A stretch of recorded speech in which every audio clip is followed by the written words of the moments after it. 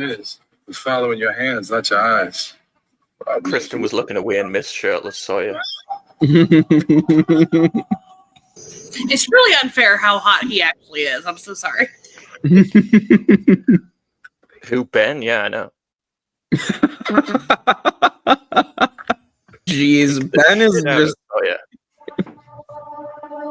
Can we stop touching his face, please? Just can we stop? You touch her, I swear. You tell her what we did, what we put in you, that we're watching you. You tell her any of these things, we'll put one in her, too. Psychopath. This is insane. He would never question our kids. We're together. Die alone. The line. Oh. It's from Mice and Men. Don't you read? Thank God. Ben is such a good villain. Yeah. Hey, everybody. Welcome back to the Tribe of Nerds Lost Season 3 with Kristen, Greg, Kevin, Michael, and I, our full crew, once again, talking about Every Man for Himself, an episode centered around Sawyer. So Kristen automatically is going to love it. I also love it because my arch nemesis is not in it, so... I mean, but also, what a perfect day to reveal yet another Sawyer shirt! Yay! Oh my God.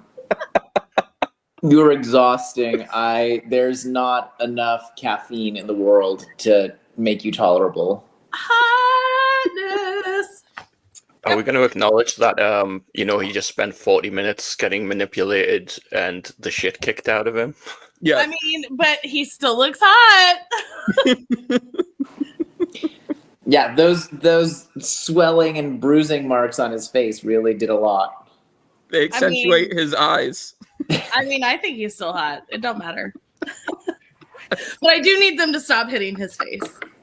So, Josh Holloway, if you need me to give you her address so that you could have her served with a restraining order, just let me know. Listen. I have met Josh in person, and I restrained myself. It took a lot of energy to restrain myself. I did get a hug out of it, but I am not that much of a psycho. It happens to be when we're talking about Sawyer. So, Sawyer.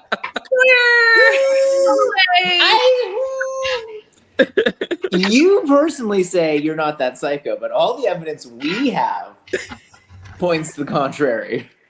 Listen, the next time I do meet him, I will be wearing this shirt. All right, so like I said, that address. I'm going to have him sign it. Oh, all right.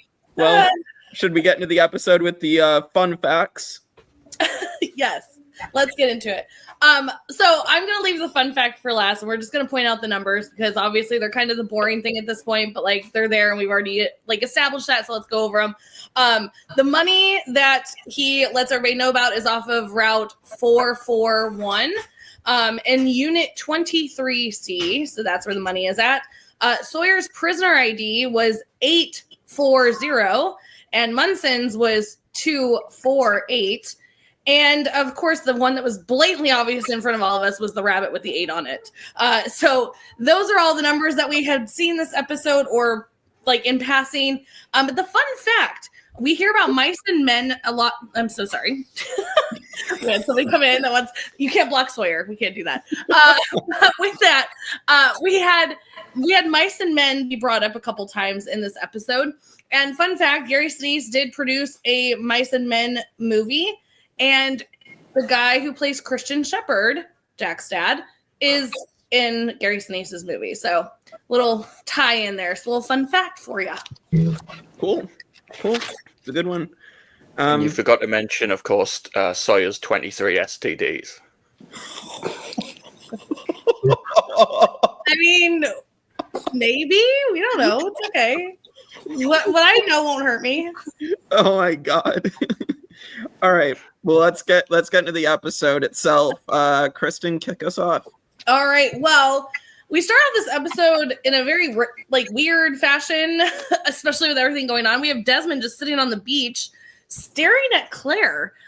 which we're gonna find out later in the episode what like happened with this, but still not really. There's still some questions about this, but he's staring very intensely at Claire. He comes over to her and says, hey, you got a faulty roof here. You should probably like head out for the night and I can fix it for you. And she's like, thanks, but no. And he's like, okay, but like really, it's no big deal. And she's like, but Aaron just went down for a nap. Like, I'm not moving. And Charlie comes in. He's like, what's up? And listen, this has to be one of the best lines of Charlie that we had in a while. He's like, I'm pretty handy. I can fix the roof. I was building a church before like Echo blew up. But we love the fact that he's sitting there talking about he was building the church. You were doing nothing. You were moving logs, Charlie. We love you for it. He was helping. He was helping. I mean, more so than Shannon ever did, but here we go. With that, Shannon hasn't been on the he already started in a it full on Sawyer. season at this point. He started on Sawyer, so it's fair game. A full season later. Well, I'm gonna start on Charlie as well because screw Charlie. That's totally fine. Comes the second that Desmond talks to her, he's there like possessive boyfriend. Ugh. I'm sorry, that was locked like a few I episodes can ago. fix it. I mean, maybe he was already walking. Like, what? You don't. Maybe he was just already there, and he was just like already walking up to the tent.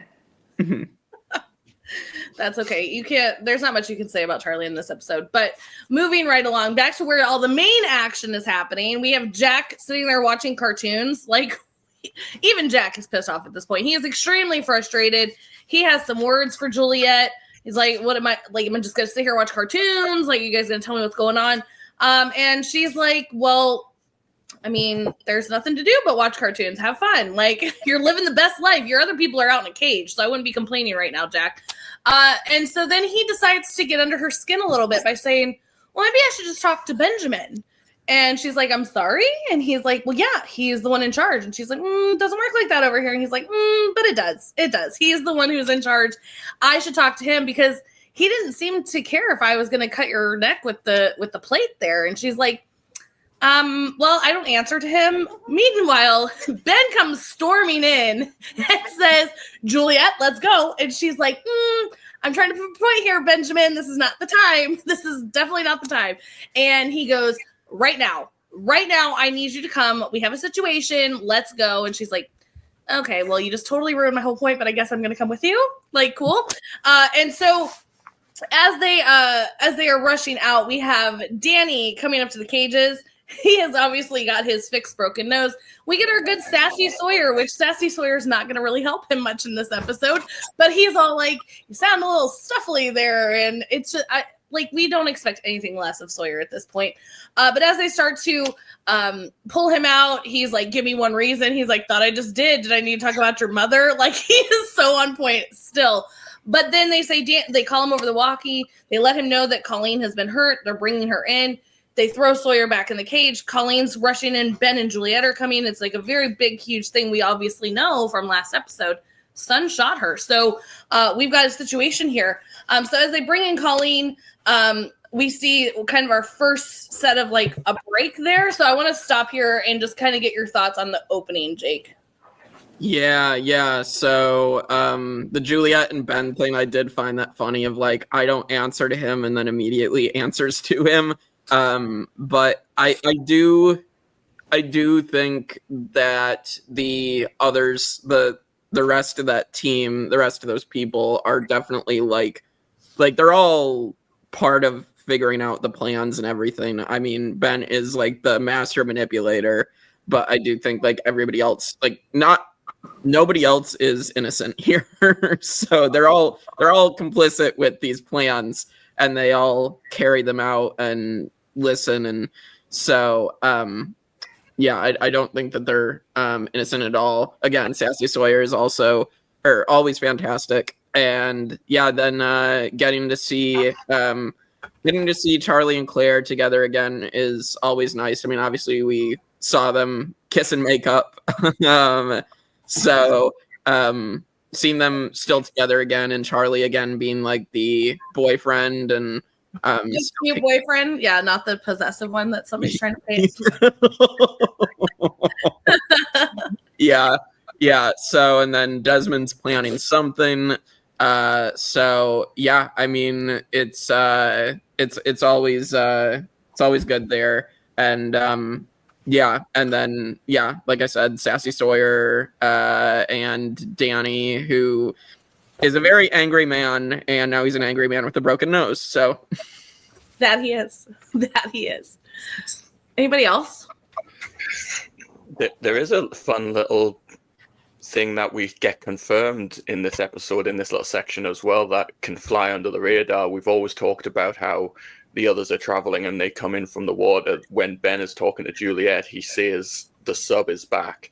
So that is kind of all the confirmation we need of how they're coming in and out and getting unseen from the water to and fro. So that's like a fun little, and it's cool. Like they don't necessarily make a big deal of those things where it's just a throwaway line that Ben says, and then when you kind of rewatch, it's like, okay, you kind of piece this stuff together. So I think it was cool how they delivered that one.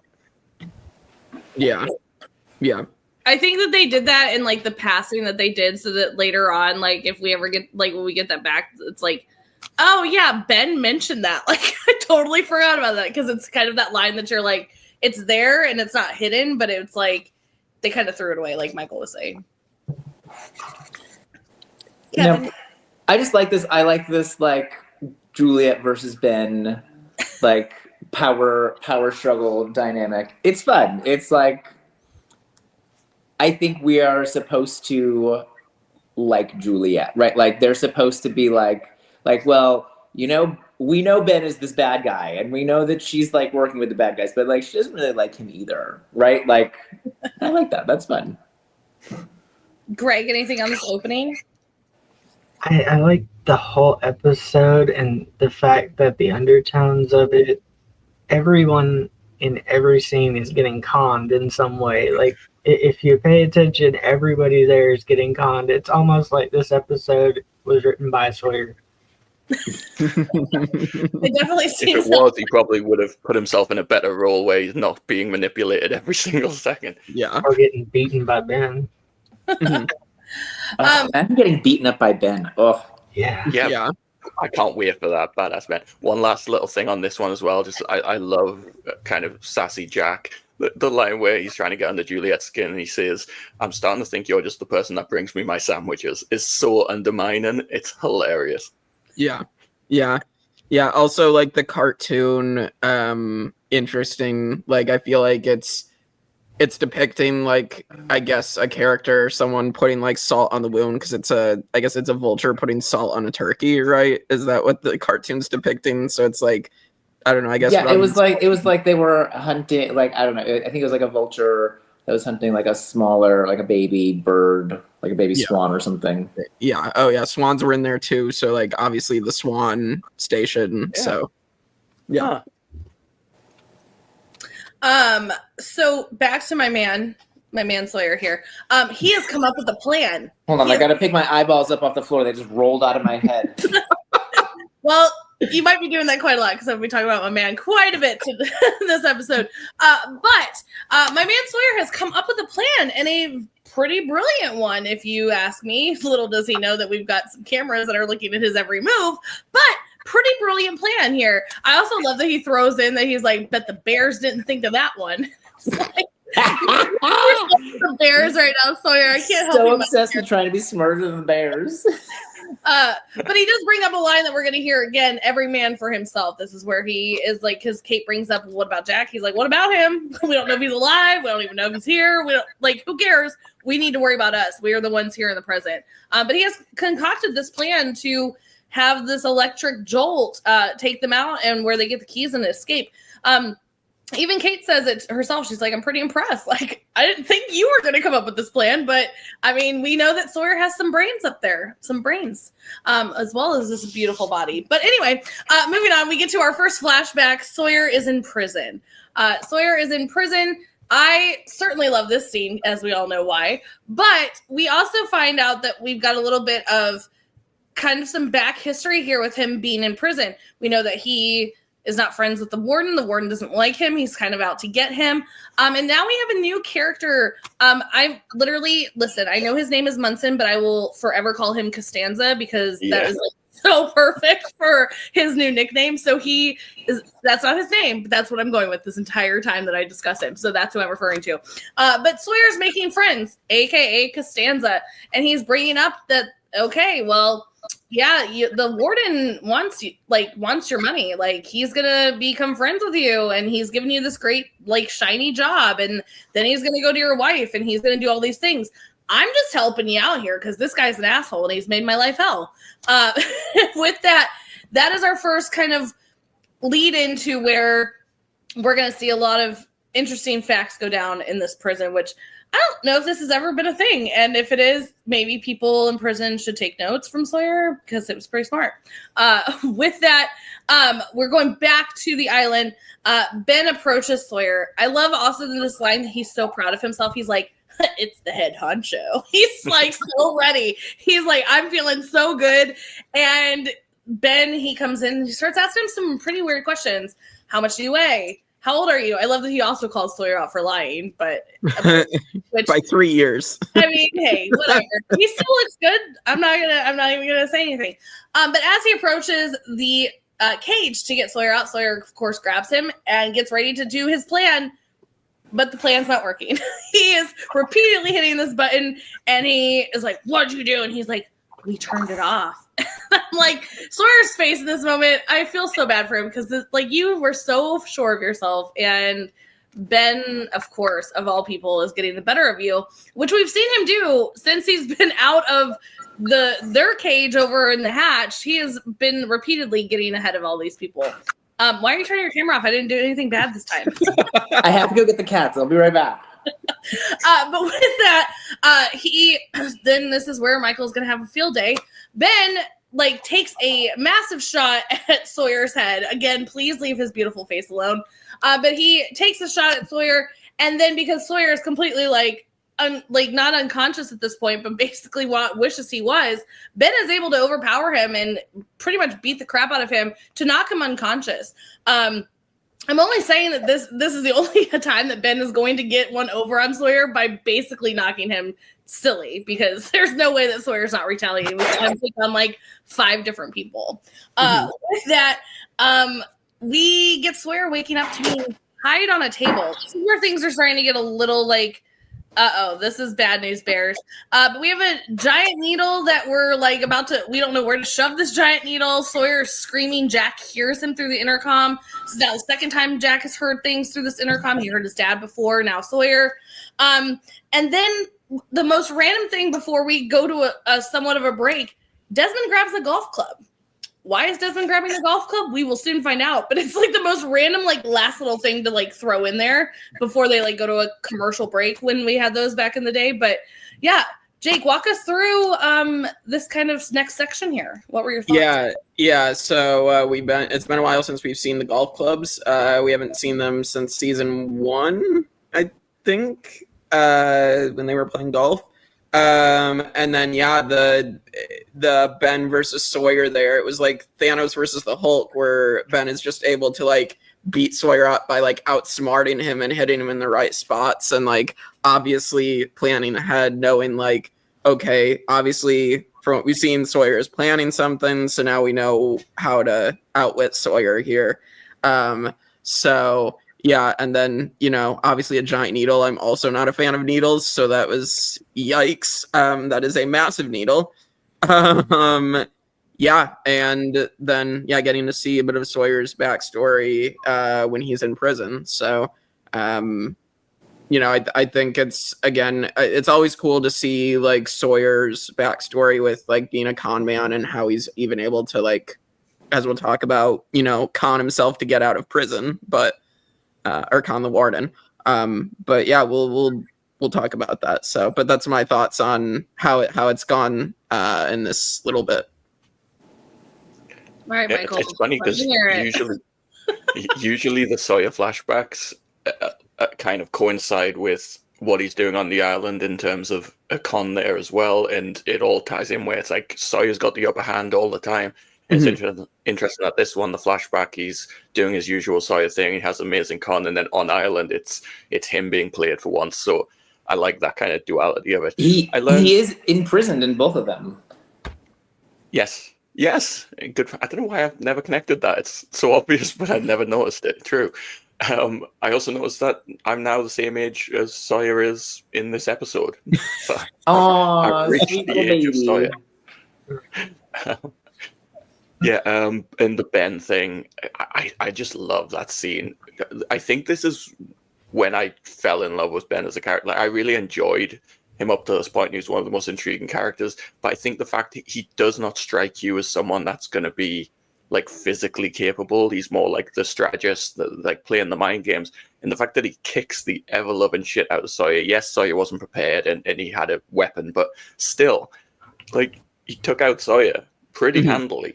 It's impressive with his little extendable dildo thing. It's cool. What? I mean, I do like to point out, though, that, like, it wasn't single-handedly. Like, he beat the shit out of Sawyer, like, to a pulp, and then kicked him unconscious. This wasn't like he just, like, punched him with his good old fury fist here, because I definitely think this is an unfair advantage. It worked. The word you were looking for, Michael, is baton. Oh, yeah. And instead he went with dildo. Extendable dildo, I think, also works, though. I think. You can do whatever you want with it. Oh, my God. It's lonely on the island, I guess.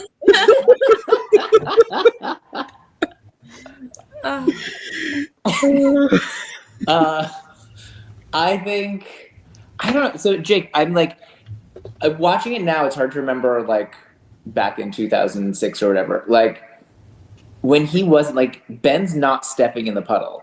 So, like, as I'm watching it now, I'm like, oh, because Ben knows. Like, he's purposely not stepping. Like, he's almost, like, purposely stepping closer without stepping into it.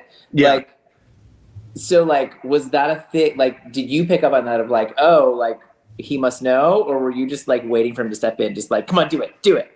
Well, so I thought that he knew because we've known about like that they've been keeping tabs on everything they're saying through the surveillance. So I was like, I thought he purposely wasn't stepping into the puddle, and then when he did, I'm like, oh, well, that's interesting. And then obviously then they turned it off. So like I at first I was 100% like, yeah, they know, and then he stepped in the puddle. I'm like, oh shit, he actually did that. But then yeah, obviously. Yeah. Because watching it now, I know what's going to happen, but I'm like, yeah, he's clearly not stepping in the puddle. Like, Sawyer, don't try this. Yeah. It's not going to work. I think the other interesting thing, too, is, like, when they have Sawyer strapped down, and they're like, you gotta, he has this giant needle, like, and it's clearly this, like kid. He's, like, what, 19? Yeah. Right? Like, and he's like, you got to get it through the sternum. First of all, good luck putting a needle through the sternum, friend.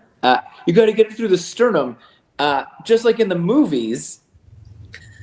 Right? Like, what is happening? What is happening? Like, well, they clearly don't really have a doctor because they're going to need help from Jack later. So, like, or surgeon. Like, it's right. Just... Right. Like, their surgeon is, as we'll find out later, a fertility doctor. Yeah. But yeah, like, I think it's, I don't, like, it's funny to me to think that, like, we're so afraid of these people, right? Like, we're like shivering in our timbers over here, right? Because these people are so evil and capable of so much. And, like, they are, right? Like, they have a submarine. They just pop up out of the water and, like, kidnap people and steal boats and whatnot. But, like, underneath all of that, it's like two kids in a trench coat. Like, what's happening here? That is funny. I think it's a fun fact. I think that, like in the movie, I'm pretty sure the reference in Pulp Fiction, because that's a scene that happens in that series. Like in the movie, like the famous scene from Pulp Fiction. I think it's Pulp Fiction. It's been a while since I've seen it, but I remember that being a talking point. I just think it's funny to think of the, like, they don't even look like they're old enough to drink. And, like, that's who's in charge. Like, and then when you look at the Band-Aid later, your sternum is here. The Band-Aid's, like, here. It's not even close. Ben knows he can manipulate young kids much easier, so... that part too. Let's take a moment here we're going to get up to that next section where Sawyer is waking up and seeing these injuries here, but they actually did like cut him and like sewed stitches in there. So like they went hard for this con, which we're gonna get into. But yeah. Yes. Oh, Also, shout out to Paulo for being annoyed that they always leave him out of the fun adventures. I still don't know who Paulo is. So. The guy who had the golf clubs. Well, I guess I know that, but I still don't know anything about him. I mean, you don't know why he's here. Why is he on the show? Exactly. Yeah. What were you saying, Greg? I want to talk about what Michael was talking about mostly. So the flashbacks and everything kind of line up, but Ben kind of lines up with Sawyer too. He's like, "Oh, you're gonna electrocute me? I got you, bro. Watch this," and sticks a freaking pacemaker in his chest, or so he thinks. Yeah, like, I got you. We'll play with electricity. Like he's completely manipulating everything about it, and it's great. And then I think I got nothing else on that. Oh, and Paulo being an asshole for hitting golf balls into the ocean. Like, why? Why is he wasting them? Right? Because he's mad that they never include him on the fun missions. You know, I thought about this too. I'm like, couldn't you use like rocks or something? Like they have a full golf course that they made. We're gonna just like randomly like chuck things into the ocean. Like we couldn't do like shells or like rocks. Like you're gonna waste the golf balls. Like makes zero sense. He just obviously didn't want people to have fun on the golf course anymore. But he's lonely and left out. Stop doing the fun missions without him. For some reason, wasn't this Michael's golf set that he left behind, or am I misremembering that he was the one who brought the golf set? I'm trying to remember. I don't think we mentioned. We didn't find out where it came from, but I'm not sure. It doesn't sound like something like Michael was like the poor guy who had to fly across the world suddenly to go pick up his son. That's true. So like maybe they were stepdad's golf clubs that he just like also took. Yeah, but I'm probably misremembering. The dog and the golf clubs. Right. Took the kid and the dog and the golf clubs and like whatever else he wanted.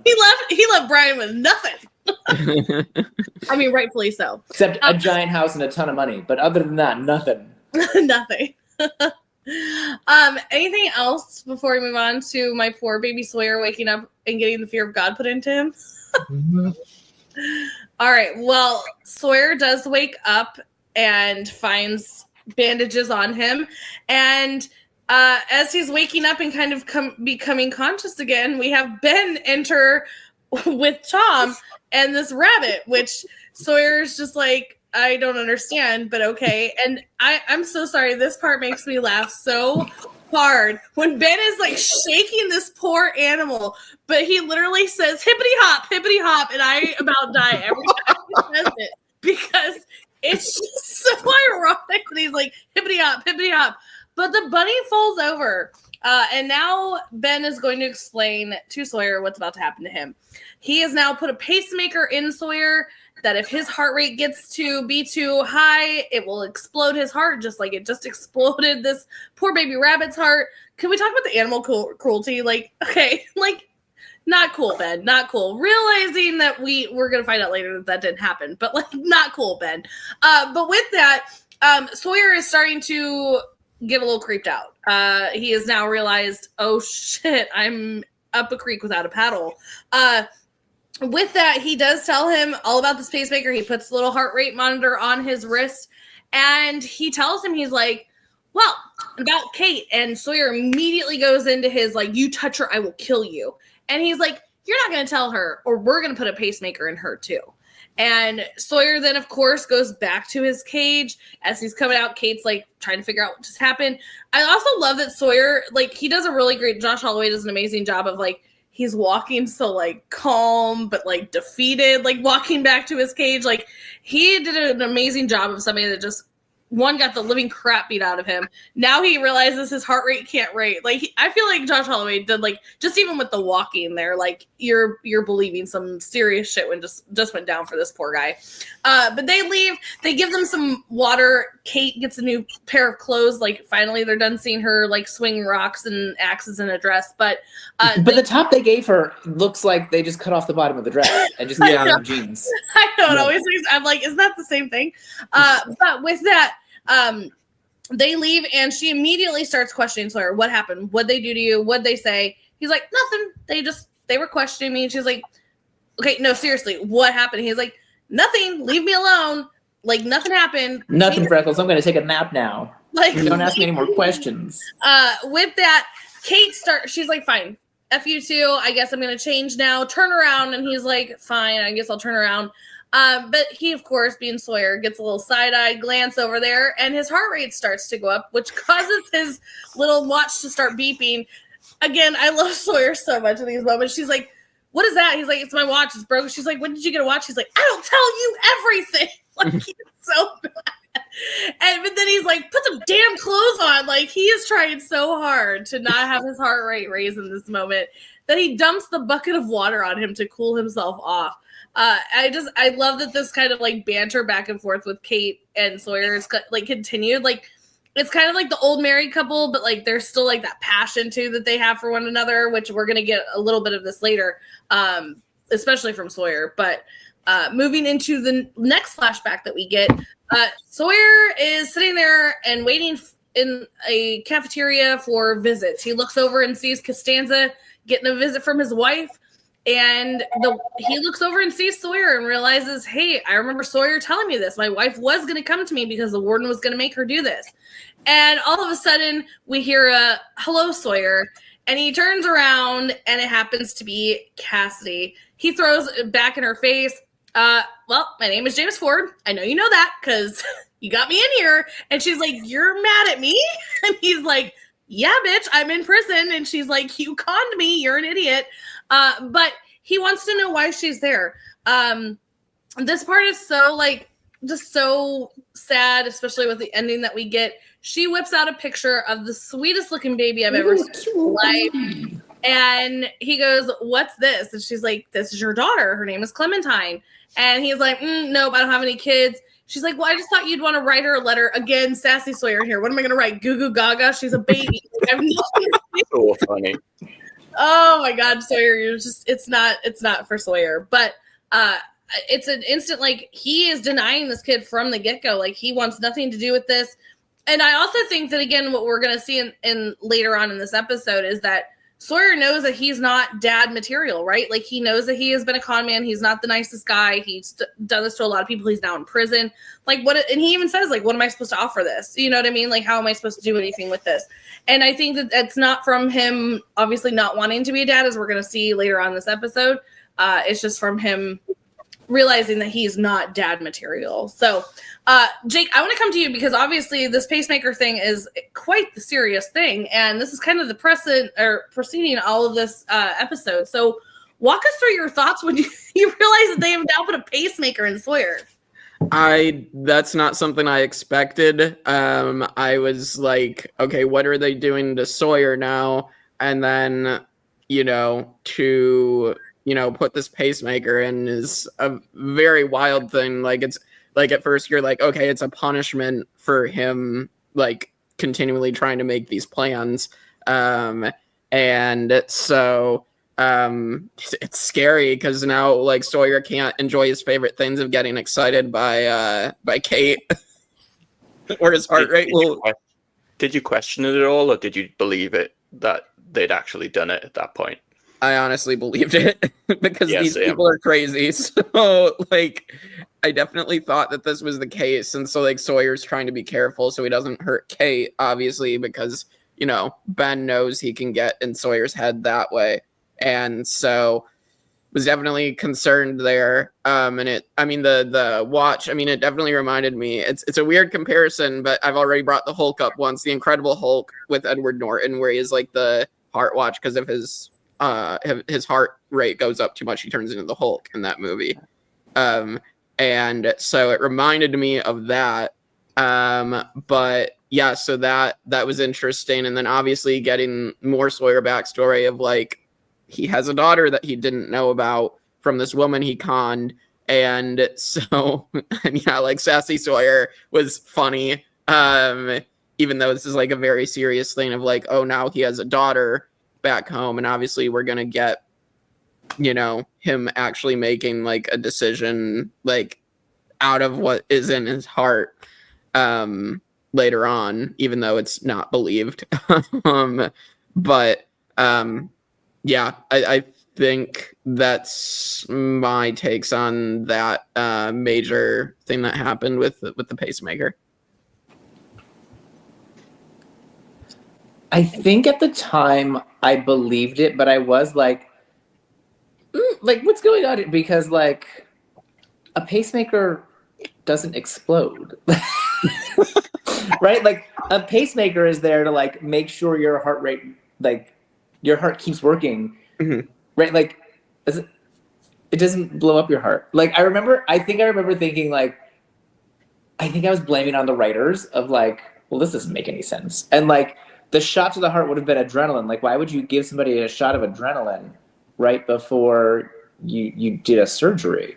Right? Like, so I definitely believed that like it was real, but I remember thinking like something's up here. And I think I was blaming on the writers of just like, the writers don't know what they're talking about.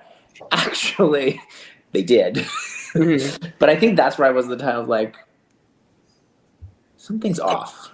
Yeah. And it turns out that they were just tricking Sawyer, and as good of a con man as he is not the most like, what's what I'm looking for?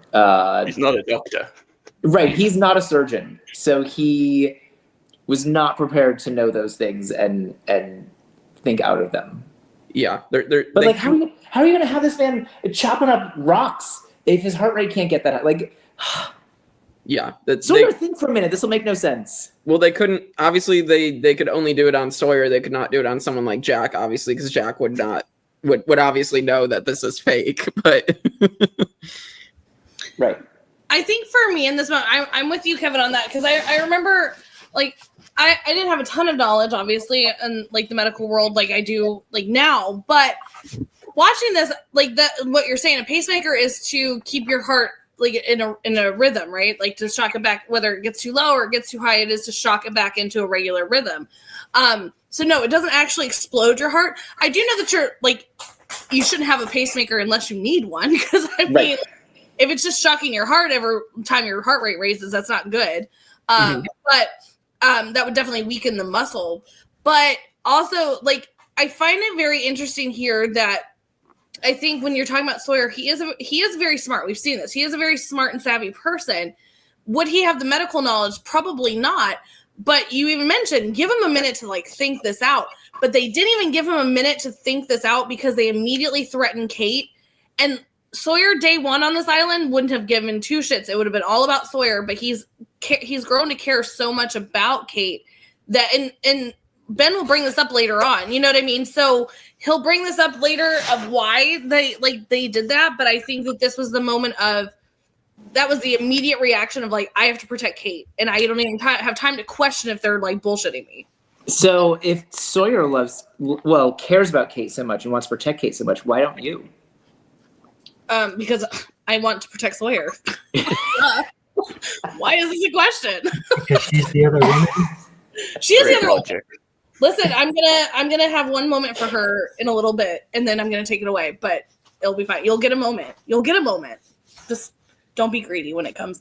Can we talk about like how terrifying and sinister Ben is in that scene? Like when he brings the rabbit in, and like you said, like shaking the cage, and Sawyer's just like, who is this guy? It's psychotic behavior, and yet like when he threatens Kate, it's so sinister. And I don't know, he's just such a good villain. And yeah, there's holes in what he's doing, but I think it's with the knowledge that Sawyer's focus isn't going to be on the details of it, and that he can pull the wool over his eyes, and he does. And yeah, I just love that whole scene. It's like a real showing of who Ben is as a character in terms of his smarts and who he is as a leader, and he's terrifying. See, I kind of got like the Ben versus Caged Rabbit. It was kind of like the Willy Wonka in the tunnel type vibes. Like that's all I could think about was he's just losing his mind, but in the most like neatly tied up way. Yeah. No, I mean I agree. I agree with all that. I think Ben is just we saw like bits of what Ben could do, and I think now that he's back where he is like comfortable, like we already saw little pieces of like the manipulation with Locke and like just how he was reacting, just being their prisoner, and now that he's in power, like it's like skyrocketing of like what this man is going to go through, like put these people through. So I mean, even we talked about when he was like with Kate, like here's your nice breakfast because it's about to get really bad. Like, and he does it with this like smirk. Like, this is who Ben is, and it's a little terrifying. It's a little terrifying. Anything else in this section before we want to move on? I'm hesitant. Like, I'm so nervous. I'm not mixing my timelines up here. So jump in if I'm about to spoil something. So Cassidy, cover your ears. So when it comes to Cassidy, no, we've seen her where? Just in the flashback where they met, and yes, and he told her, and she said she didn't have that much money, and she wanted to be like learn to be. We are where you think we are. Is where yeah. I've seen her in the Long Con. Right? Is that the episode where she was in? We're not. Yes, move past that, Michael. Okay. Okay. All right, moving on. All right, so speaking of getting back to Sawyer, because I want to get back to Sawyer this entire episode, we have him and Kate back at the cages. Kate is now inspecting her cage, and she's like, I think I can get out. I'm pretty sure the bears didn't think of that one either, but she's talking about up at the top that the bars are spaced farther apart. She thinks she can get out up there and get this escape going, and of course, Sawyer's like, knock it off. Like, we're not doing this, but before we can get to any of that, we have Jack hearing some more voices coming through this intercom now. It sounds like maybe that the others are talking or there's something going on here. And he's listening to this. And as Juliet runs in and she's like, Jack, I need your help. She's covered in blood. He's like, what'd you do to Sawyer? I heard him screaming. You got blood all over you. She's like, it's not his blood. I need your help. Like, shut up. Let's go. We got to go. We then hear this blaring of alarms. So Jake, I think you mentioned like, gosh, they plan out everything. Yeah. Blaring alarms because they are going to have to walk Jack past Kate and Sawyer. Obviously, keeping them separate for a reason. But they have him with a hood over his head, blaring like alarms going off. But Sawyer and Kate immediately start screaming for Jack. And he does pause for a second. Like, he does hear something, and like they keep him moving, but like he did hear something. So it's one of those moments where it's like, oh my God, please tell me you actually heard it and it's not something you think you heard. Like, you kind of want them to start piecing this together, because now at this point too, now Sawyer and Kate know that he is alive, where they didn't know that earlier. They like, even Sawyer was like, we don't even know if he's alive. Now they do. So now they have a little more ammunition here. Jack comes into this surgery area. Can we talk about this operating room? I mean, I know that they're on an island, they're dealing with what they have, but this looks like rinky dink, like something you would find in like the basement of a hospital. Right. This is a basement of like a former like clinic. Right. Where like some people have collected some medical supplies. It's like something you see on like Criminal Minds, where like the serial killer is like bringing his right. Those things. But he does walk in and starts to. He sees the situation there. He's starting to wash his hands. He looks over and sees some X-rays. And Juliet's like, "Come on, that's not hers. Like, let's go. You need to help her." And he starts to go work on Colleen here. She even mentions here at this point, Juliet mentions at this point, I'm not a surgeon, and he's like, it's okay, I just need your help. And she's bleeding profusely, and Jack is trying to help. And what's crazy here is Michael brought this up when we were watching. It's like he is actively trying, because he's like, where's the crash cart? The crash cart's broken. Okay, let me go into CPR. He does seem like he wants to help, which is the doctor, right? The do no harm here. And like, we have seen Jack not ever letting it go, not giving up on patients and things like that. So not shocking from Jack, but also Jack, these people like have you locked up. He needs the giant like fuselage door thing so he can. Right. That's the thing. That's the supply he's missing. That's the supply, is the fuselage door. It would fit right in that hospital. He sure would. With that being said, Colleen does sadly die, or not sadly. It depends on what side you're on here.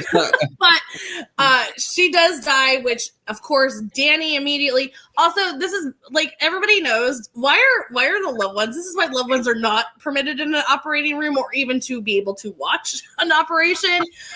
So the fact that he was in that room to begin with was weird. But then Jack kicks him out, but then he goes and watches. Like Jack kicked him out for a reason. You guys, like, don't go up to the window to watch all this happen. But of course, he watches his wife die. He immediately has his anger issues return, and he storms out. And what does he do? He grabs poor Sawyer. And if Sawyer hasn't had enough blows to the face at this point, he decides to wail on him some more. With that, he is beating Sawyer to a pulp. Like he's, again, his poor face has been through this. He has been through the ringer this episode. But Kate is like standing there over him. She's trying to hold him, telling him to stop. This is where Kate will get the only moment of like, yay for Kate, is he's like, do you love him? And she's like, yes, I love him. Yes, I love him. Because obviously she's also like trying to guard his face too, like right through the bars. She's really trying to help him. You should appreciate her even more. This is why I'm giving her credit. This is why she gets it. But yes, so she does this does make Danny stop. Obviously, I mean, Danny, whether these are the bad guys or the good guys, I mean, he just lost his love of his life too here. This is a very tragic thing that has happened to him. I mean, maybe they shouldn't have like gone against Sun, but like, hey, live and you learn, I guess. With that, we go into our next flashback where Sawyer was right about Costanza. Costanza comes to him and lets him know, you were right. My wife asked this. I need you to hide the money. He's like, nope, not going to do it. I'm not moving your money. I'm not touching your money. It's too risky. The warden already hates me. I can't do this. And as he goes to walk away, Costanza says, well, if you don't help me, the warden is going to get it all. And Sawyer pauses to think about this because now we know that he might have some, leeway on the warden here, which, I mean, when I'm watching this, we all obviously all know because we just watched the episode. But Jake, when I was watching this live, I was like, I was shocked at how this ending is going to come in that we're going to talk about here soon. So walk us through this little section here. This isn't much, but obviously Colleen dying, the Sawyer, Kate of it all. But did you believe that Sawyer was about to help Costanza here, or did you see this ending happening? I didn't really see it coming as to what, but I guess it would fit with the timeline. This is how Sawyer is able to buy himself out of prison. By doing this. But I did want to touch on, so obviously Jack is, as Michael said, as we've talked about, like, Jack has every right to refuse to help the others, and he still chooses to try to save Colleen. And yeah, I don't know why Danny is allowed to be there and watch his wife die. Like, that's not a good thing. And obviously he decides to take out all of his his feelings and anger on Sawyer.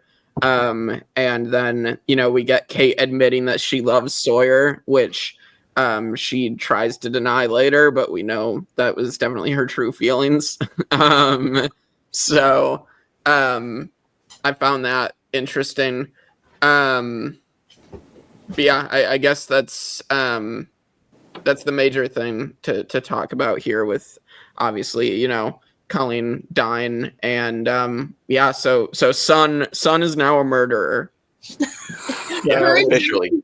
Her and Jen can bond. Yay! There's a fun little like under the radar story happening as well. Like Kevin was talking about at the beginning, the dissension in the ranks between Ben and Juliet.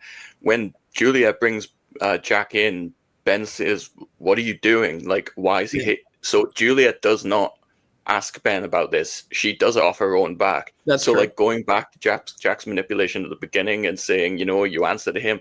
This is something that's been bubbling under Juliet, where she's saying, I don't answer to him. I'm going to go get Jack. I don't need Ben's permission to do anything. So I think that's like really fun that it's still bubbling under the surface there. Yeah. Most definitely. Anything else in the description? Oh, go ahead, Kevin.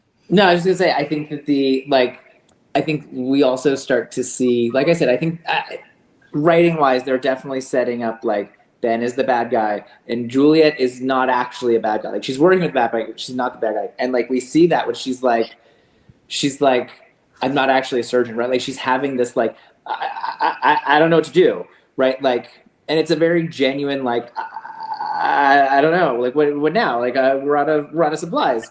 So like I like building Juliet to be the good cop of the good cop, bad cop of her and Ben, very effective.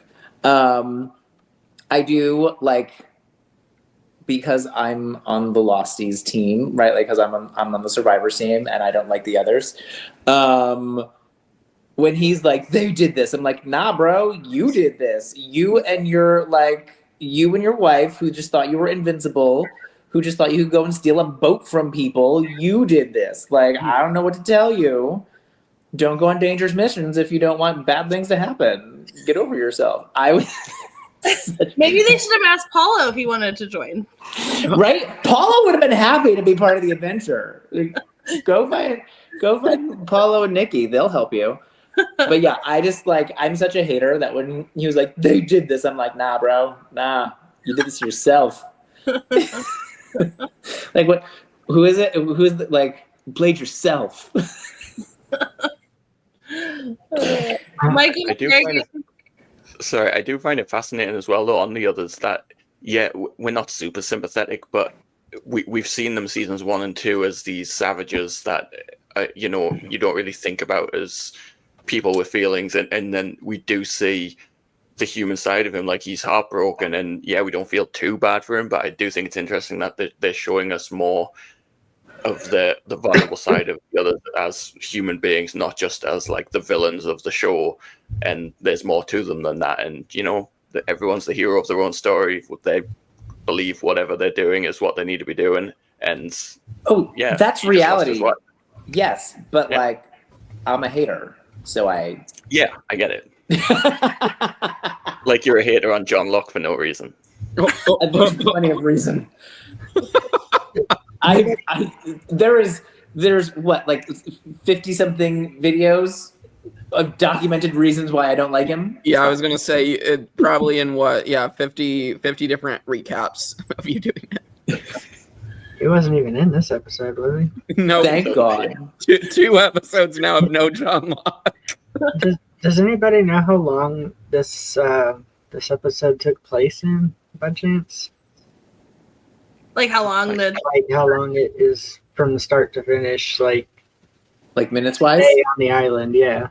Like maybe like how long they've been on the island. Yeah, for one, like was it all in the course of a day or a night and a day? Maybe a day or two, yeah. I don't think they ever say it, but I mean, we do have. Well, I mean, I guess that was maybe rain, so maybe it is all within the course of a day. There were a lot of stupid decisions made in the course of a day, if that's the case. Because, like, our Losties, we got Sawyer and Kate, who are knowingly under video surveillance, talking about their plans of how they're going to attack whoever comes to the thing next time. And then you have they don't know they are. Well, they know somebody. You should assume that they are, I think. Personally. I think you should assume they're probably watching us. I mean, didn't they tell them that they were watching them already? No, not at this point. No. I think when the electric was turned off, I think that I think they realized it. You got that. And then in the same vein, you have Jack, who's like, get me the crash cart. You know they have cattle prods. Cattle prods work like the same way if you use it right. That is some like think outside the military field advice right there. That is true. That sounds like field medic. Yeah, I was gonna say it sounds like field medic stuff. Like, All right, what do I have available to me? Cattle prod. That's what Saeed would do, like with the Charlie Right, with the gunpowder. Yeah. Right. So we need Jack and Saeed together. Yeah. Right. I'd watch that. Buddy cop movie. Only other thing I have to say on this section is I would feel way worse for Danny in this moment if he wasn't beating the shit out of my man. Like that, like just lay off Sawyer and then I'd like maybe shed a tear for you because it's very sad you lost your wife. But then he went and beat up my man, so I can't feel for you on that one. I will say a shout out to Evangeline Lilly because she's amazing in that scene. Like it's such an emotional scene. I was like welling up, and it's such a brutal beating. I love that. Yeah. Scene. Most definitely. I gave her credit. Time to move on. Look how annoyed she is to even admit that she gave, like, ugh, yeah, I know. I'm going to take it back here in a second. It's fine. With that, we have Kate. She has figured out she is going to escape now. She is going to go to the top of this cage. She's going to get out. She is over it because Sawyer is, like I said, he's been like, no, we need to sit tight. And she's like, absolutely not. You, obviously something happened to you. You're too afraid to even bring it up. And that scares me more than anything. We are getting the hell out of here. We have got to go. She gets out of the cage and starts to try and break this lock open. And of course, then his little heart rate monitor is going off. And she's like, what is going on? And he's like, just run. Like, I don't care. Just leave. Like, run. And she's like, absolutely not. And he's like, if you loved me at all, you would leave. And she's like, I just said that so they'd stop hitting you. Let the man think you love him. He has been beat to a pulp. But anyway, that's why I said I was taking it back. She knows he is lying to her. And so she's saying mean things back to him. I don't care. Unacceptable. He just got beat the shit out of because he's protecting you. Anyway, she does climb back into the cage. And he is like, it's every man for themselves. So we bring it up yet again, to which she climbs back in the cage and claps back at my poor man and says, live together, die alone. I mean, touche, Kate, but also, like, let the man have his moment. Quoting Jack after saying she didn't actually love him. Yeah. Listen, I will refrain. But with that, we do see that Ben is back to spying on them. And we've got Tom in there with him. And he's like, Danny wants to kill him. And he's like, well, Danny can wait. Like, we got bigger fish to fry here. And then he's like, well, what should I do with Shepard? And he's like, let him sit there with her. To which poor Jake over here is like, they left him with the body? Yes. Handcuffed him to the body. They did. Handcuffed to the body. Jack, like, so just, again, these people.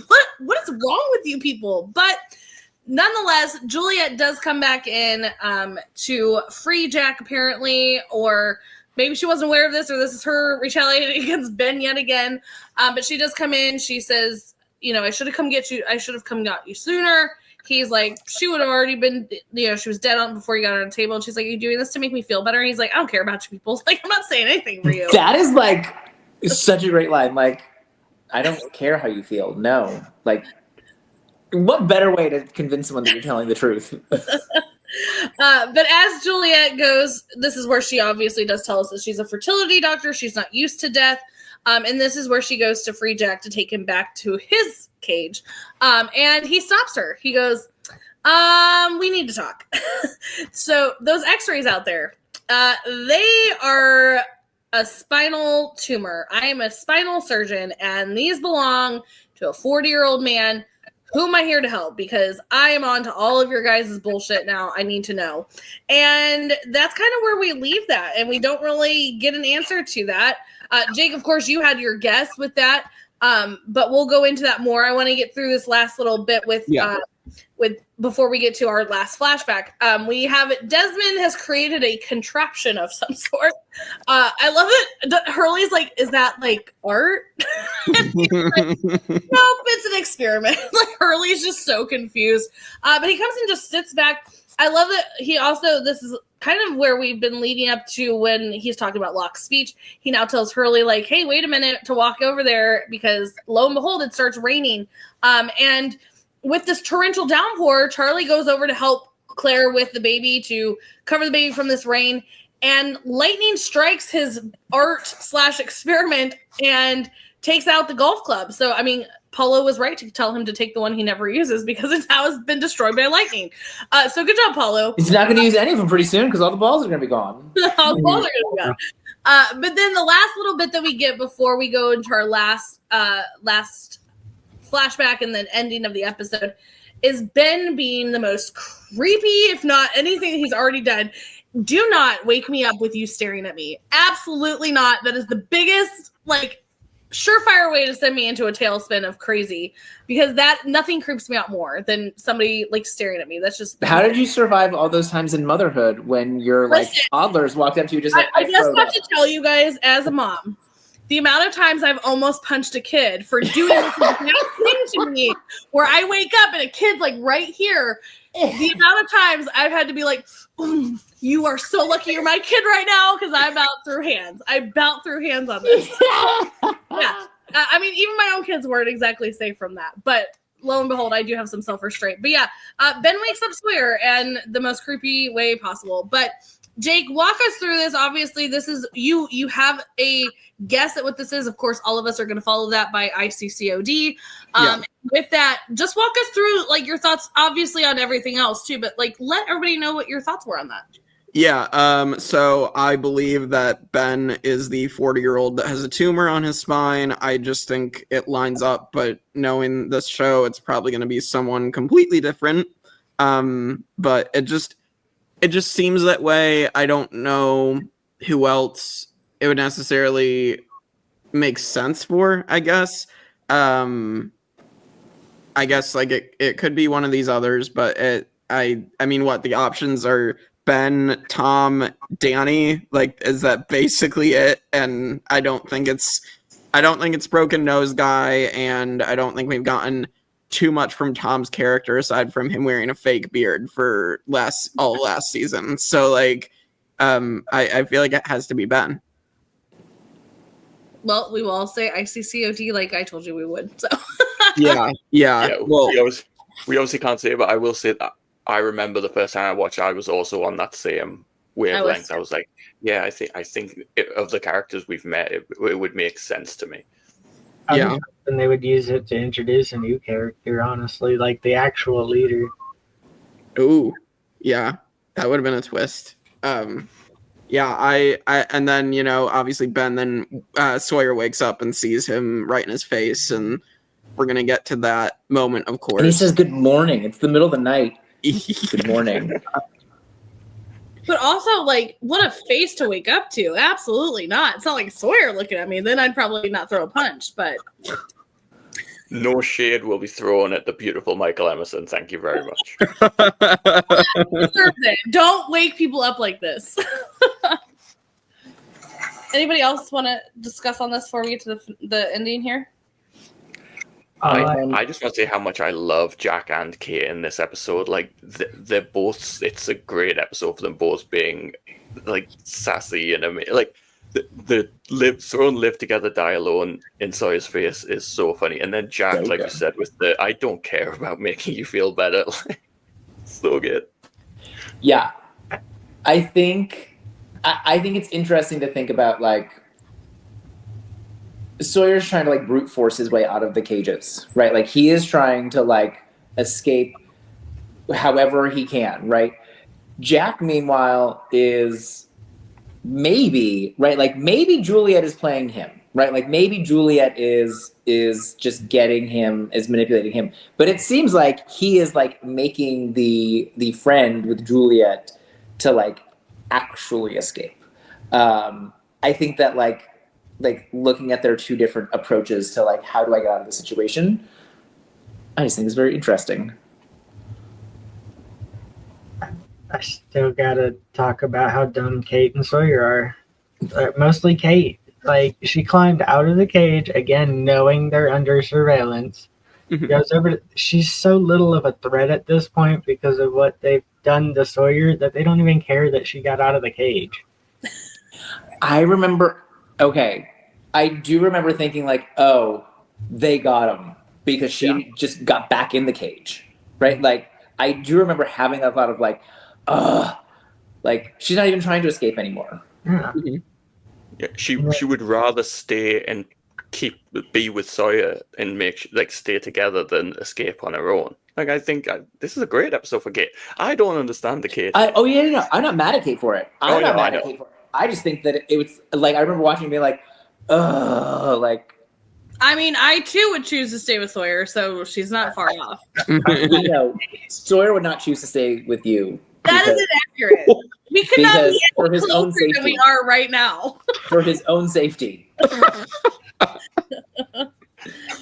I'm mad at Kate because like that didn't make any sense. You had an opportunity to leave, just go. Well, as we're gonna find out in an upcoming scene, she wasn't gonna get very far anyway. But still. The only other thing I have is Hurley making like the most incredible looking fruit salad. And he's It looked like it was in the Friendlies like right. big cup. Like, where'd you get that cup from? Oh my gosh. You know, I mean, we're looking at this like massive like island that they have now, like this beautiful kid. I'm like, you guys are really living this up over here. All right, shall we get to the end here? Yes. All right. Well, our last flashback, this is where, oh my gosh, my heartstrings with Sawyer. But Sawyer is walking down and is meeting with the warden. Didn't see this one coming, honestly. I had zero idea that this was going to happen. But touche to Sawyer. He found out where the money was and went and told them where it was so that he could get the rest of his sentence taken care of. And he's getting money on top of it. Not only is he getting free, but then he gets money. Like, you set this up perfectly, Sawyer. Way to go. But yes, he has conned his way out of prison. With this, I'm sure many people that watched Lost and have now found themselves in prison have probably tried this, and I don't think it's accurate. But, I mean, kudos to try the Sawyer way. With that, when he does get the money, they ask him how he wants it. And oh my God, Sawyer, like freaking, I love you so much. He says, I want you to set up a new account. I want it to be in Albuquerque. I don't care what bank it is. And the name is going to be under Clementine, and which we know is his daughter. He wants it set up for her. He doesn't want her to know who it came from. He just wants to make sure she is taken care of. And it's like, oh my God, I love you so much. Like, you are a good dad. Like, you do have a heart. Like, you can be a dad. Don't go there. No, I was just gonna say, assuming that is really his daughter, like that she even really exists at all. He knew when he saw the picture. As we know, he did train her to also be a con woman. Yep. So, like, True. I had that theory too. Yeah, I remember watching, being like, "Is she conning him back?" is she getting back? I don't think she knew that he was getting money. So, I mean, Maybe she did. maybe. Maybe she didn't. Maybe she's just trying to con him out of money in the future, and this is just when it comes. I'm just saying, do you fully trust her? Here's the thing. It's like, yeah, no, I don't think anybody fully trusts her, but where it goes back to where she puts that picture in front of him and he immediately looks at that picture, he knows that that's his kid. Do you know what I mean? Like, granted, like, The eyes. The eyes. I think it's obviously, like, there are kids that look exactly like parents and things like that. So, granted, they are going to find a kid that looks exactly like Sawyer, but they did the best they can. So it was like kind of to put that point into perspective that she looks like Sawyer. So I think that's where he's going with that. Do you still trust it? I mean, you just have to wonder, but I mean, it's there.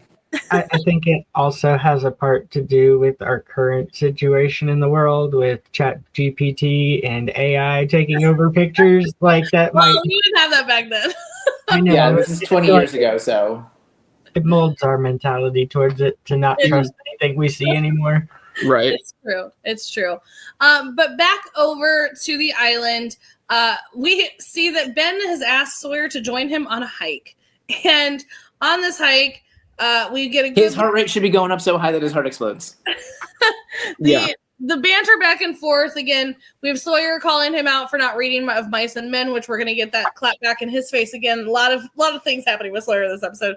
I am personally blaming the fact that he has been like shoved upside the head so many times that he's lost a few brain cells. But with that, his heart rate starts to climb. He says this to Ben, like, if you were just going to kill me, why are we out here walking? And he's like, about that. you don't have a pacemaker, and we lied to you. Oh, here's the bunny rabbit, and then It is hilarious. He has the bunny in the satchel the whole time. Yeah. But he goes, "Oh, you're wondering, like, is this like, how do you know that, like, you didn't just paint another number on that?" He's like, "Well, you don't." So he's still pulling this manipulation on him again after he's like giving him like the you're in the clear, but like maybe you don't know that you're in the clear. It's still so freaking twisted, and this is why I do love Ben. But like, damn, with that. He said, "I didn't come up here to show you the bunny. I have something else I need to show you." And he walks Sawyer out to this ledge to where we see another island. What? Holy Toledo, there's now another island. He explains that the island they're on is a little bit bigger than Alcatraz. One over there, that's where they've been calling home. So there's nowhere to escape to. So knock it off. And he does bring up another point here. He's 2 points that I happen to love again of Ben here is being like, I mean, we had to con a con man. Like, we had to gain your respect here because, like, that's the only way to get anywhere with you is to con you. And then not only that, of saying we had to con a con man, but it's not just that we conned you. It's when we threatened her, calling out his love for Kate yet again. And Sawyer's just like, son of a bitch is his famous line that he says all the time. He realizes he is screwed, massively screwed. Literally the last scene that we are left with is him looking over the ocean going, oh man. Like you can imagine all the things going through Sawyer's mind, like in this moment of him just being like, okay, not only were we screwed before, but now we're screwed 10 times over. So that's great. Thanks, Ben, for this lovely hike. And that is how we end the episode. So Jake, walk us through, I mean, like I said, I don't think any of us, when we watched this for the first time, saw that ending happening with Sawyer in prison. And then obviously the second island, like talk us through your thoughts here. Yeah. So again, I think it just lined up with the timeline of Sawyer getting himself out of prison, but it is, adorable. Again, the moments that we get, okay, Sawyer actually has a heart, and like actually cares. And so he's giving money for his daughter. So there's that, but then obviously we got to talk about the big moment. I love even like the detail of like Sawyer is so convinced that he has a pacemaker in his heart that like when he's walking, his heart rate's raising. He's like holding like his chest, like for his heart. Like he is literally convinced that his heart is about to explode out of his chest. And so that I found that detail interesting. And so then obviously, for even like the little moments of like him, Sawyer thinking he still has one up on Ben, but then Ben like will clap back with like, oh, he has read Mice and Men. Did you read? So, yeah. And so I love that moment. And then just, the shocking moment again, there's two islands right next to each other. And so that, again, that makes complete sense because it has seemed like, that they're right by each other. And like, it seems like the others have been able to like get around pretty easily. And like for them to be like right there. Take a submarine over to the other island. Yeah, exactly. Well, and now even the submarine makes more sense because like when they bring it up, like how different the boat looks, it's because when they took like Walt and stuff, like it's the top of the submarine. So it makes more sense looking at things in the past now. So yeah, it is interesting the levels of manipulation Ben is going to go through to get what he wants. And so it's definitely very, very interesting. And going back to episode 1 of this season as well, the reason Ben wants the boat that Saeed is on, he says we need the boat, they could find us. Like if they keep circling around the island, they're going to see the second island. So that's why Ben's so freaked out about that as well. So it's like, trying to not let them find this second island. I love how petty Ben is as well. The pettiness is probably my favorite character trait. The fact that like he kind of blanked out for a second, didn't realize that Sawyer was talking about Mice and Men. Of course he's read it, but he just didn't connect it. He's like, he can't just let that go. He has to make sure Sawyer, he gets him back in the exact same way. It's so petty. I love it. I like that we see, like, we get such an idea that Sawyer is very intelligent. Like, he is a very, like, but he is not nearly as book smart as he, like, wants people to think. So, like, he is fooled into thinking he has a pacemaker, which, like, probably should have been able to realize sooner he didn't really have. And he has this line about, like, haven't you read of Mice and Men? And then he doesn't recognize that same book when it gets quoted back to him. That, like, he's smart enough to know how to use that line to, like, get under Ben's skin of, like, don't you read?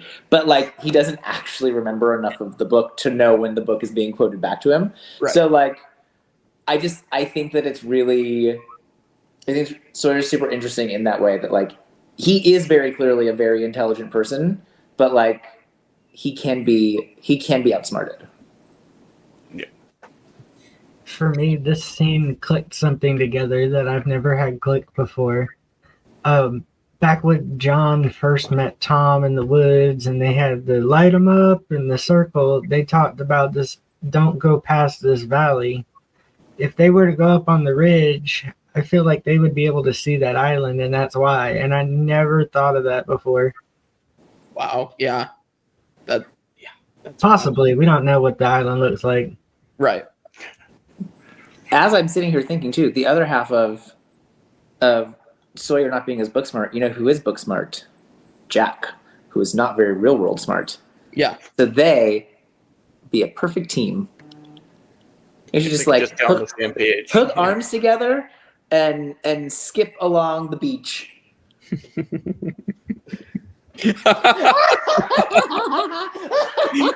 Yet again, Kristen turning her camera off when Sawyer and Jack are compared. Because Sawyer It was is a so much positive comparison. better. I mean, Sawyer's so much better, but sure. With that does end the episode here. Favorite, least favorite, and rankings. Jake, kick us off. Yeah, favorites. I mean, I think it's really between three characters for me, and it's Jack, Sawyer, and Ben. Jack, obviously, the do no harm, and the fact that he's willing to still help the others when he has every right to refuse them. Sawyer, because he's sassy, and, like, again, this episode is revolving around him, and obviously, he has the decision to still, care for his daughter, or who he believes is his daughter. And then Ben, because great villain, manipulative as hell. And so I think I'm going to go with Ben, honestly. I think it's just really entertaining to see how many layers his manipulation will go. And so I find that really fascinating. Least favorite. I'll probably go with Broken Nose, Danny, just because man just chose to take out all of his anger on punching Sawyer in the face. And just, like, again, he probably shouldn't have been watching his wife die in the first place. So I'll go with Danny.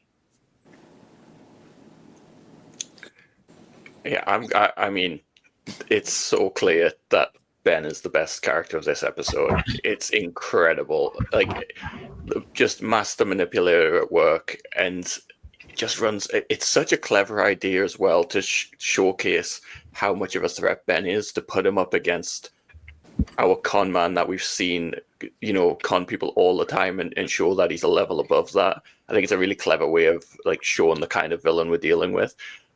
So yeah, Ben, absolutely. And least favorite is obvious. Sawyer just got the living shit kicked out of him and was conned by everyone in the episode. Yeah. Yes! Damn. I'm so glad Greg's here to be on my side. We'll see about that. Yeah. I mean, I'm hopeful at this point. I think for a favorite, I hate that. So I think I have to go with Juliet. Not because I don't like Ben. I do like Ben, but, like, my favorite, just talking about, like, who I like, her having that vulnerability and her like because in the back of my mind, I'm thinking too, like, this person is their doctor. She is their surgeon, and she's not a surgeon. And so, like, I'm thinking of, like, all of the implications of that. And, like, she clearly is having this thing with Ben, like, this struggle for control. And I like good guys. So I think she's more likely to be a good guy than Ben. So, it's like, I just really like Juliet. And like, oh, that line from Jack of I don't care. Oh, right here. But I picked Juliet last time, so like I feel bad. Whatever. I'm picking Juliet. I like her. Least favorite is Danny because, bro, like you sent your wife on a death mission and then she died. Like, what did you think was gonna happen? Like, what? Don't be mad. Be mad at yourself for not going and taking that spot from her and doing it yourself. Like, I don't know what to tell you. Greg. For my favorite, I have Ben, obviously. And then least favorite, I'm still bouncing between the warden and Kate.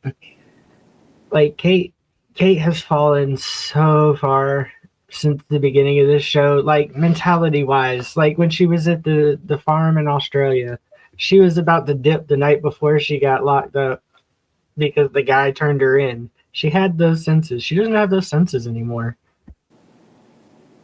Because live together, die alone. She can't leave Sawyer behind. She is trying to help Sawyer. Kristen, you better not. Kristen, you better not. You better not. She is trying to help your man. She's not helping anybody, though. She just keeps She's not trying to make sure he listening doesn't to get left anyone. behind. You better not. She's gonna. All right. I don't know what the fuck is wrong with all of you guys right now, but it's clearly Sawyer as the favorite character. What is wrong with you guys? It's clearly Sawyer. He gets played like a fool. I don't care. Like, he's amazing. He's still being played like a fiddle and still throwing some good quips while he's getting his ass kicked. Like, Sawyer all the way. I would really love to give Danny this because of how badly he beats my man. Tell us why it's Kate. But you know what? It's actually not Kate. It is going to be Ben because Ben did a worse beating and he conned my man as much as I love Ben and it was brilliant. Leave my man's face alone. Okay. Listen, we're gonna have to talk to Rachel Riley about copywriting, how often you talk about my man, right? Because you are stealing her shit right now. It's okay. We're two of the same right now. My man. All right. Well, that is our favorite and least favorite. Let's hit our episode rankings. All right. So, Michael, you want to go through them? Yeah, we have Exodus, Live Together, Die Alone, Lockdown, Walkabout, Orientation, Man of Science, Man of Faith, Two for the Road, The Long Con, The Pilot, and Do No Harm. And so far for Season 3, Tale of Two Cities, Glass Ballerina, and Further Instructions. All right. So every man for himself.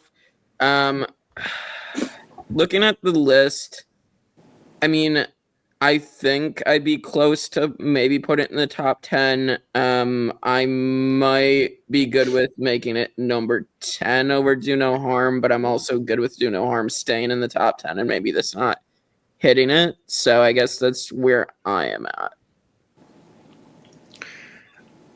I don't think I'd put it in the top 10. I think it's a really solid episode. I think I could see the argument of putting it as the best of this season so far, even like over the premiere. I think this is a like rock solid episode and great stuff from everyone. Like the emotional depth in it as well. Like the stuff between Sawyer and Kate's so good. Jack's at his best sarcastic self. Like Ben being a menace. This is a really fun one. I don't think I'd break the top 10 with it. I think that Boone episode is just gut wrenching. But I'm happy for it to be, close to it. Yeah, I would not put it in. I Do No Harm. I can't bump Do No Harm. Not yet. Not for this. So I wouldn't put it in the top 10. it's to me like similar Tale of Two Cities in terms of like getting information about the others, but getting more questions about it too. So like between those two, I like sure whatever. Yeah, Greg? I don't have a firm opinion. definitely not a top 10 for me, but top 4 this season for sure. I'd probably put it over Glass Ballerina. Yeah, I definitely agree. I mean, I don't think it should do no harm as much as I love a good Sawyer episode, but I would be fine with it being number 1 or number 2. So wherever you guys decide to put it for season 3, but I agree with you that it shouldn't break 10 or the top 10, but I'm happy with it being 1 or 2. So Jake, I guess you can decide since all of us seem to be. Yeah, I think I'll probably put this as number 1 of season 3.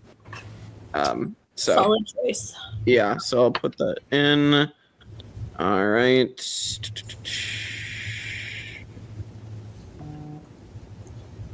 Man for himself.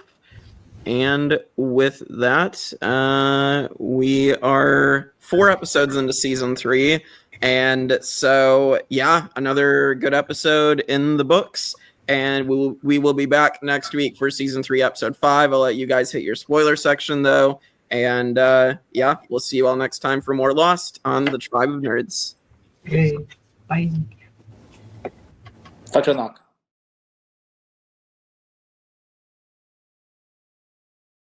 Hello, everyone. We are here for the Tribe of Nerds after Jake, the spoiler section of Lost. Yes, only 2 of us remain, but we spoil everything. So if you've not seen Lost in its entirety, get out. This is your time, but like, comment, subscribe on the way out. Greg was a sacrifice the island demanded, and Michael refused to confess his sins to the smoke monster. Correct. All those things. So it's just us. Leave a comment. What happened to you? Why did you not make it? Why are you not going to make it to the spoiler section? And then get out of here. Get out of here. All right, this is plenty of time. All right, so every man for himself. Like, I mean, of course, the Sawyer episode. Love Sawyer, and I can't wait to talk all about Sawyer. So I'm going to start with the Sawyer spoiler that Clementine is his real daughter. We see him mention Clementine to Kate as they're getting off the island, and he has to jump from the helicopter so that the helicopter can make it back to the freighter so it can blow up. But he says, please take care of my daughter. And so that he, again, is thinking of Clementine, which is like, oh my God, like, I love you. Clementine is really his daughter, it will turn out. Really his daughter. But also, fun fact, Kate is the reason why Sawyer is in prison. Kate and Cassidy do meet up, and then Kate says, hey, you need to send that dude to jail, not understanding that she would later have a love but not love triangle with him. Strongly like triangle? Strongly something. So a sexual attraction triangle? something. But yes, Kate is the reason why Sawyer is in prison, because she convinces Cassidy to go to the cops. So that is why she also will tell Kate in that episode that she found out she was pregnant. So hence Clementine. So again, all the timelines add up for that, but we can't tell Jake that yet. So what else do we want to spoil about this episode? This episode, hold on. Juliet. We have some Juliet info. Juliet says that she is not accustomed to death, and that is not true. She has been working with dying women for a long time. She's been trapped on that island. Probably why the crash card's broken. The crash card is probably broken because they've been trying to save all these pregnant women. It got overworked trying to save all the pregnant women on the island. Right. Correct. So yeah, so she is accustomed to death, but Jack doesn't need to know that yet. also, I mean, to be fair to Juliet, because she's definitely still under the manipulation of Jack that's happening. Overall, we love Juliet in the series.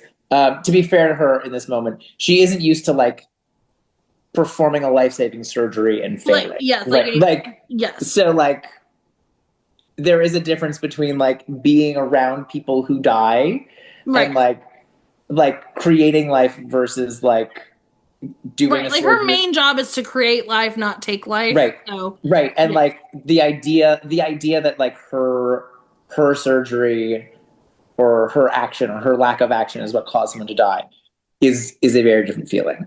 Yeah. But yeah, like fuck that. You have been around death Right. for years. One of the reasons you don't want to be on the island anymore. Right, right.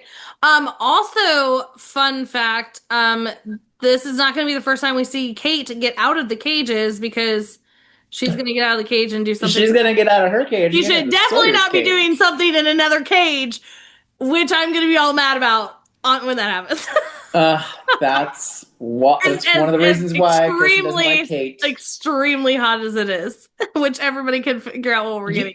You listen. You get to see the most like TV rated version that you could see of the act with Sawyer. I don't know why you're upset about this. I would think that you would appreciate this. No, because she's toying with my man's emotions, and I don't appreciate it. It's like Okay, so comment of Rachel Riley. Stop hitting you in the face, bitch. No, Rachel Riley needs to come after you for copyright infringement for how often you say "my man." That's okay. No Rachel one comes between me and my man. Right. Well, it's true. Rachel and I, we'll share that. Oh, the other thing that Greg sent us that I forgot. This is the only episode where Paulo is solo. True. It's true. I mean, not that we asked for it. Well, that's because they're not going to be alive much longer. How much? That's true. We got like what, 2 more episodes? I was going to say, let me go back to my. It actually IMDb. might be the next episode. No, expose isn't the next episode. I don't think it's coming up. It is in season 3. Let's see. In season 3. I just don't know when it's coming up. Expose is episode 14. Oh wow, we still have some time with Nikki and Paulo. Then I was thinking it was coming up. So yeah, so with that, I'm trying to think what else. We never hear from Costanza again. Who I was trying to figure out. I looked at Pacemaker is in IMDb. fact. Go ahead. No, I was looking at IMDb. I was like, where do I recognize this guy from? Because at first I thought it was the one guy who's like in everything, but it wasn't him. And then I realized he's from Cougar Town, which is just a sitcom that was on ABC. So he's in a lot of ABC shows. I found it. As IMDb. He was also in My Big Fat Greek Wedding. Yes. Yes. Also, there, like, we kind of, Ben tells him that there's no pacemaker, but then he's like, well, how do I know that you're telling me the truth? And he's like, well, you don't. It's actually not a pacemaker. They literally cut him open for no freaking reason. Jerks. But it's probably not even, it's probably just like not even that deep of a cut. They just cut him enough for him to feel cut and then sewed it. Like, just still leave my it's probably barely even going to leave a scar. It's annoying. But yes, no, the pacemaker is in fact 100%. It's just Ben fucking with him. Yes, 100%. Also, I mean, this is also a spoiler too that we were not like prepared to talk about, but I totally think we need to. So we do find out there are 2 islands here. So we are on Hydra Island, where Hydra Island had They're on Hydra Island. all the zoological things. We're gonna also see that there are. We're gonna find out coming up that there are several stations, and they're kind of all over, not the first island, but also on the second island as well. So that one was like kind of a big, huge of like, not only are we getting like Sawyer realizing that they are screwed, but that is our introduction to this Hydra Island, because it's not going to be the last time that we see this. Hydra Island is close enough to the main island that when the main island moves, Hydra Island goes with it. Correct. So, with that, I've got nothing else left to spill on this one. No, this one's fairly self-contained. Pretty much. But stay tuned, because we have a whole nother episode that we're going to watch and release to you guys, and then we'll be back for another spoiler section. So, again, like, comment, subscribe, all the things. Do not post a spoiler unless you're putting like 1,000 spaces so Jake can't read it. Right. If it's a spoiler, because it'll say read more, and he won't click read more. If it doesn't say read more, he's just going to keep reading. Right. Correct. 100%. But as always, like, comment, subscribe. If there's any questions you want us to answer that aren't spoilers, we will answer them for you on the podcast and all those things. If not, we'll find a way to get in touch with you. You can always message us and all those things. So with that, stay tuned for another episode of Lost, and we'll be back next time. Bye. Bye.